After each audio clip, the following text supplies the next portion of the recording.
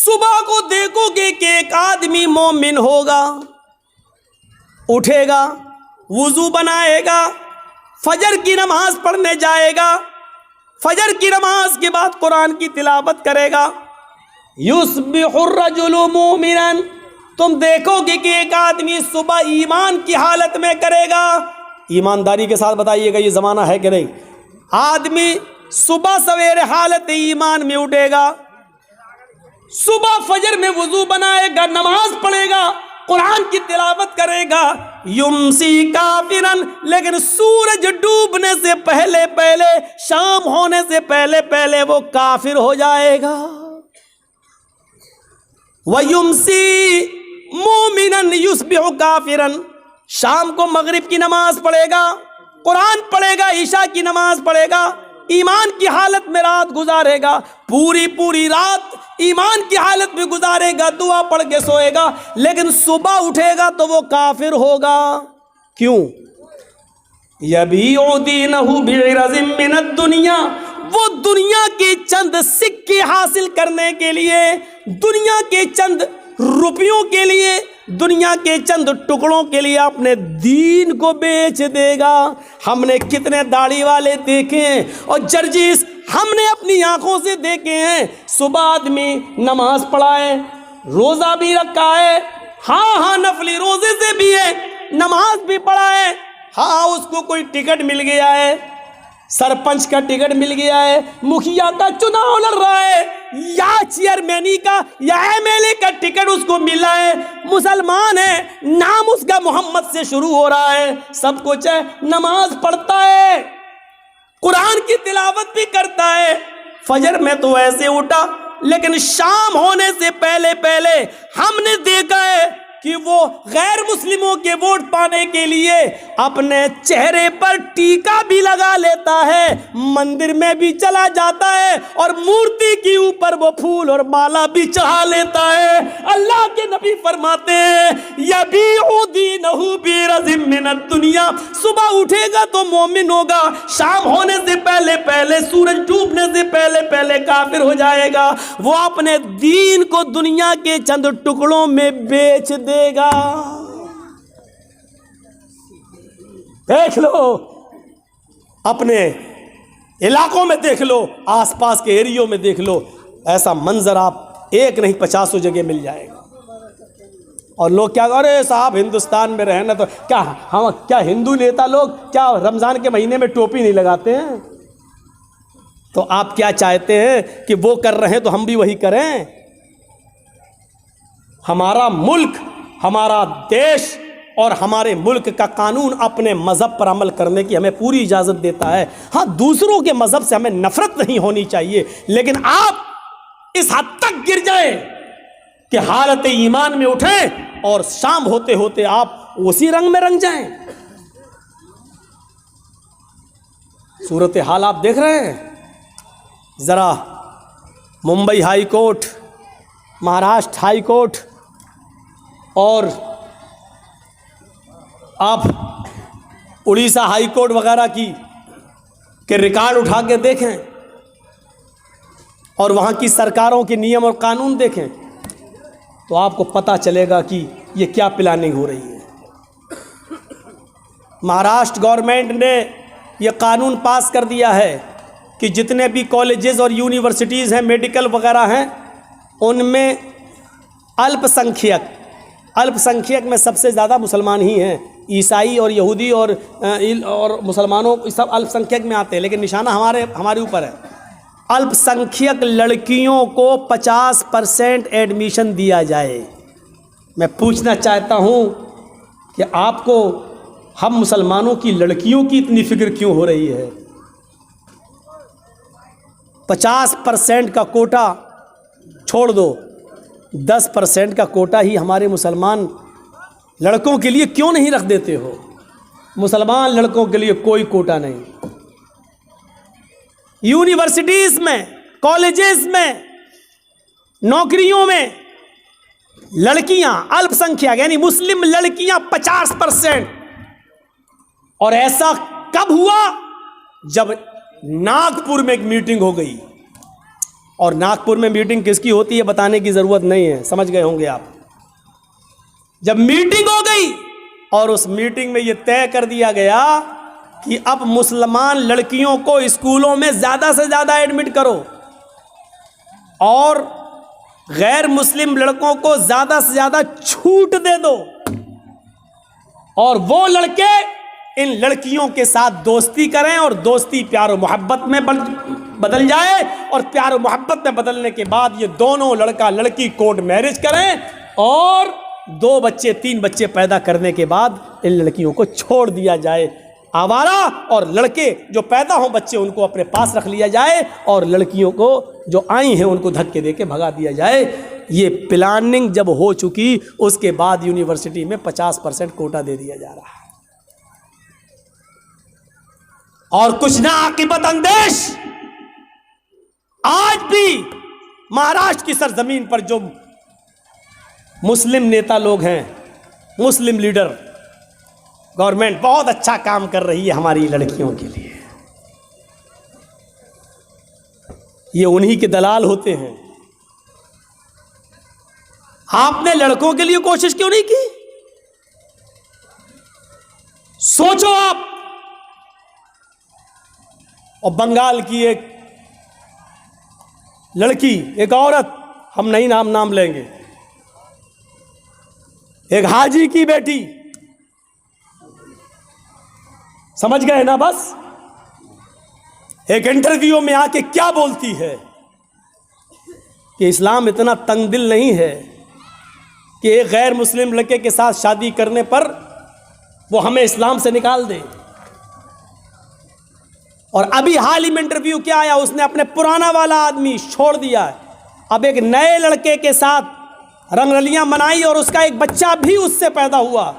उससे पूछा शादी कब करेंगी? उसने कहा शादी की क्या ज़रूरत है, हम लोग प्यार और मोहब्बत के साथ रह रहे हैं, बस हम लोगों की ज़िंदगी सही गुजर रही है, बस गुजर रही है। तुम्हारे बयान से मुझे कोई एतराज़ नहीं है, लेकिन तुम ये कहो कि इस्लाम इसको बुरी नज़र से नहीं देखता, हमें इस जुमले पर एतराज़ है। बस तुम नंगा नाच नाचो, नंगी होकर घूमो, मुझे कोई फर्क नहीं पड़ता मेरे ऊपर, लेकिन जब इस्लाम से जोड़ने की कोशिश करोगी, अपने इस घिनौने किरदार को, इस कैरेक्टर को जब इस्लाम से जोड़ोगी, तो हम मुदाफ़ियत के लिए अपनी आवाज़ उठाएंगे। इसके लिए चाहे मीडिया हमें नंगा करे, चाहे जो भी करे, हम सबकी सुनेंगे, लेकिन हम इस्लाम की आवाज़ को बुलंद करेंगे और बताएंगे कि गलत क्या है। या अय्युहल्लज़ीना आमनु तक़ुल्लाह हक़्क़ तुक़ातिह, बात यहाँ से निकलती है और अल्लाह के हज़रत उमर फ़ारूक की आंखों में आंसू आ जाते हैं कि एक चरवाहे के अंदर भी अल्लाह का ये डर है, अल्लाह का ये खौफ है। दूसरे दिन आते हैं और उसके मालिक को हुक्म देते हैं कि अपने ग़ुलाम को लेकर दरबार में आओ। ग़ुलाम का मालिक अपने ग़ुलाम को लेकर दूसरे दिन उमर फ़ारूक के दरबार में जाता है। ग़ुलाम ने देखा, ये तो कल हमें जंगल में मिले थे, आज हमें डंडे मारेंगे, कोड़े मारेंगे, कल हमने इनको बकरी नहीं बेची, कल ही हमसे एक बकरी मांग रहे थे, और आज ये तो अमीरुल मोमिनीन है, ये तो अमीरुल मोमिनीन है। हज़रत उमर फ़ारूक ने मालिक से कहा कि तुम्हारा ग़ुलाम मैं ख़रीदना चाहता हूँ, बताओ कितने में बेचोगे? उसने कहा अमीरुल मोमिनीन, मेरा ग़ुलाम बड़ा नेक है, अल्लाह वाला, मैं इसको नहीं बेच सकता। हज़रत उमर फ़ारूक ने कहा देखो इसको मुझे ज़रूरत है, मैं तुम्हें इसकी डबल कीमत दूंगा, जो लोग इसकी कीमत दे रहे हों उससे डबल कीमत मैं तुम्हें दे दूंगा, लेकिन मुझे इस ग़ुलाम की ज़रूरत है। मालिक को लालच आ गया कि जब डबल कीमत मिल रही है तो इसको दे दो, हम इतने में तो 2 ग़ुलाम ख़रीद लेंगे। डबल कीमत लेकर हज़रत उमर फ़ारूक ने उस ग़ुलाम को ख़रीद लिया। अब उस ग़ुलाम का डर और बढ़ गया कि अब तो मैं उमर फ़ारूक का ग़ुलाम हो गया, अब ये मुझे कल की सज़ा न दें, कहीं मारे नहीं। हज़रत उमर फ़ारूक उनको अपने घर पे लाते हैं। ग़ुलाम बराबर डरता जा रहा है, ये वही चरवाहा है जो कल बकरी चरा रहा था, अब इसके दिल में डर पैदा होता चला जा रहा है। हज़रत उमर उसको खजूर खिलाते हैं, पानी पिलाते हैं और कहते हैं कि मैंने तुम्हें तुम्हारे मालिक से ख़रीद लिया है और अब मैं तुम्हें आज़ाद कर रहा हूँ, जाओ, तुम मेरे ग़ुलाम नहीं हो, मैंने तुम्हें आज़ाद कर दिया है, जानते हो मैंने तुम्हें क्यों आज़ाद किया है? तुम उस आदमी के ग़ुलाम थे, ग़ुलामी की ज़िंदगी गुजारते तो तुम अल्लाह की इबादत नहीं कर सकते थे। तुम्हें फ़र्ज़ नमाज पढ़ने का मौका मिलता, फिर ग़ुलाम की तुम बात मानते, इसलिए तुम्हें इबादत करने का मौका नहीं मिलता। अब तुम्हें इबादत का मौका ही मौका है। कल तुमने ये कहा था कि अल्लाह रब्बुल आलमीन को क़यामत के दिन में क्या जवाब दूंगा। इस जुमले की वजह से आज तुम्हें आज़ादी मिल गई है, इस कलमे ने तुम्हें आज़ादी दी है। अगर इसी तरीके से अल्लाह से डरते रहे तो इंशाअल्लाह क़यामत के दिन अल्लाह ताला तुम्हें जहन्नम से भी आज़ादी दिला देगा। अगर इसी तरीके की तुम्हारी ज़िंदगी गुजरती रही तो तक़वे वालों को इनाम मिल जाता था। जो अल्लाह से डरते थे उसको अमीरुल मोमिनीन इनाम देते थे। मेरे भाइयों, आज हमने किसी अल्लाह से डरने वाले को इनाम दिया? किसी नेक और मुत्तकी आदमी को देखा तो कभी हिम्मत पड़ी कि हम उसको कुछ मदद कर दें? कभी हमारी हिम्मत नहीं पड़ती कि हम इसकी कुछ मदद करें। क्यों? मदद करने की हिम्मत नहीं पड़ती। आपने देखा होगा, एक लड़का है, उसका बाप इंतकाल कर चुका है, उसके पास 1 बीघा ज़मीन है। अब देखिए मैं आपको कहाँ ले जा रहा हूँ। उसके पास 1 बीघा ज़मीन है, 1 बीघा ज़मीन है, लेकिन अचानक उसकी माँ को कैंसर होता है। बाप उसका इंतकाल कर चुका है, उसके पास बस 1 ही बीघा ज़मीन है। उसकी माँ का इलाज होना है, इलाज के लिए उसको अपनी ज़मीन बेचना पड़ रही है। उस ज़मीन की कीमत 2 लाख है। हम गांव के सरपंच हैं, हम गांव के मुखिया हैं, हम गांव के पैसेदार हैं, हम गांव के अमीर आदमी हैं। हमारी नज़र ख़राब है, हम उस ज़मीन को ख़रीदना चाहते हैं। हमारे घर से लगी हुई है वो ज़मीन, और हमें मालूम है कि ये बेचेगा क्योंकि इसकी माँ बीमार है। ऐसा है कि नहीं? आजकल ऐसा है ना। 2 लाख की ज़मीन, हमें मालूम है उसकी कीमत 2 लाख की है, लेकिन अब हमें मालूम है कि उसका बाप नहीं है, माँ बीमार है, वो इलाज कराएगा और इलाज के लिए उसको ज़मीन बेचना पड़ेगी। लेकिन अब तो वो ज़मीन कम दामों में भी बेचेगा। अब हमें उम्मीद है कि 1.5 लाख में मिल जाए। वो आदमी आता कहता कि भाई आपके घर से लगी हुई है, मेरी ज़मीन है, मैं इसको बेचना चाहता हूँ। आपने कहा नहीं आया, मुझे ज़रूरत नहीं है साहब, मेरी माँ की तबीयत ख़राब है, मैं उसके इलाज के लिए टाटा हॉस्पिटल जाऊँगा, बम्बई, मैं पटना में जा रहा हूँ, मैं इसका इलाज कराना चाहता हूँ, मेरी ज़मीन की कीमत 2 लाख रुपए है, तुम ले लो। ये आदमी कहता है नहीं साहब, मुझे ज़रूरत ही नहीं है, और अगर तुम्हें देना ही है तो 1.5 लाख की दे दो, 1 लाख की दे दो। अभी तो ज़मीन की कोई कीमत ही नहीं। लॉकडाउन के बाद ज़मीन की कीमत बढ़ी कहाँ रही है? हालात ऐसे ही हैं, मजबूर आदमी है बेचारा। उसने कहा ठीक है, लाओ 2 लाख का माल है, 1.5 लाख दे दो। आपने 1.5 लाख रुपए उसको दे दिए और ज़मीन ले ली। अल्लाह की कसम, 2 लाख की ज़मीन उसकी मर्जी के बावजूद जो 1.5 लाख की ली है, इस 1.5 लाख के लेने के बावजूद उसने चाहे जैसे दी हो, उसकी रजामंदी के बावजूद आपने जो 1.5 लाख में ख़रीदी है, आप इसके बावजूद भी डकैत कहलाएंगे, आप बेईमान कहलाएंगे, आप यतीम का हक मारने वाला कहलाएंगे, आप मजबूर की मजबूरी का फ़ायदा उठाने वाले कहलाएंगे।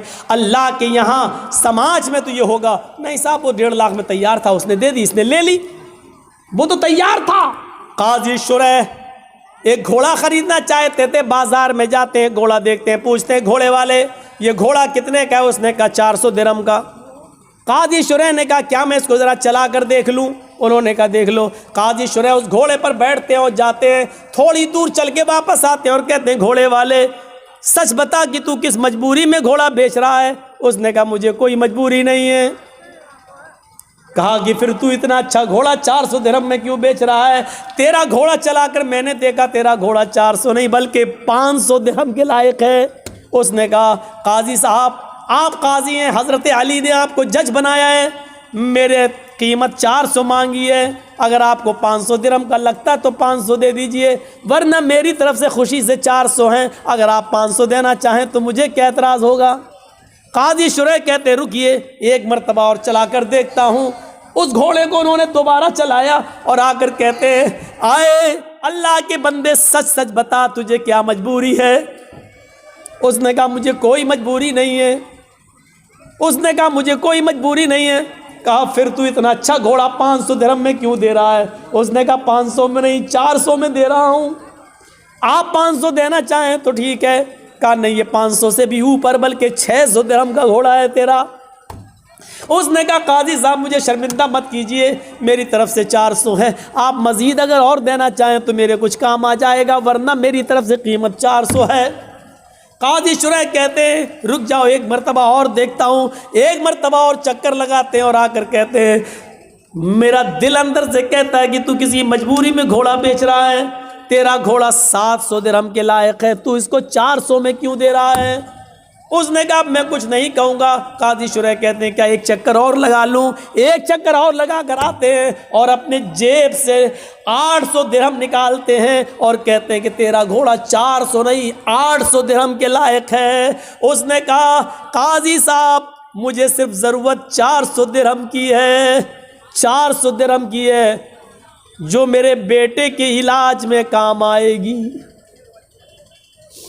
काजी शुरैह समझ गए कि ये मजबूरी में बेचारा बेच रहा था और काजी शुरैह ने उस घोड़े की सही कीमत लगाई और 800 दिरहम दिए। मेरे भाइयों, कभी आपको ऐसा भी हुआ है कि एक आदमी जिसकी माँ बीमार है 2 लाख की ज़मीन वो बेच रहा है, कभी आपने सोचा कि चलो 2 की जगह 2.25 दे दो, चलो 2.5 दे दो, बेचारा अपनी माँ के इलाज में काम कर लेगा, हमारी ज़मीन तो 5-6 साल में और कीमत बढ़ ही जाएगी, लेकिन इसका तो कम से कम माँ का इलाज हो जाएगा। कभी 2 लाख की ज़मीन को 2,25,000 में लेने की कोशिश की आपने?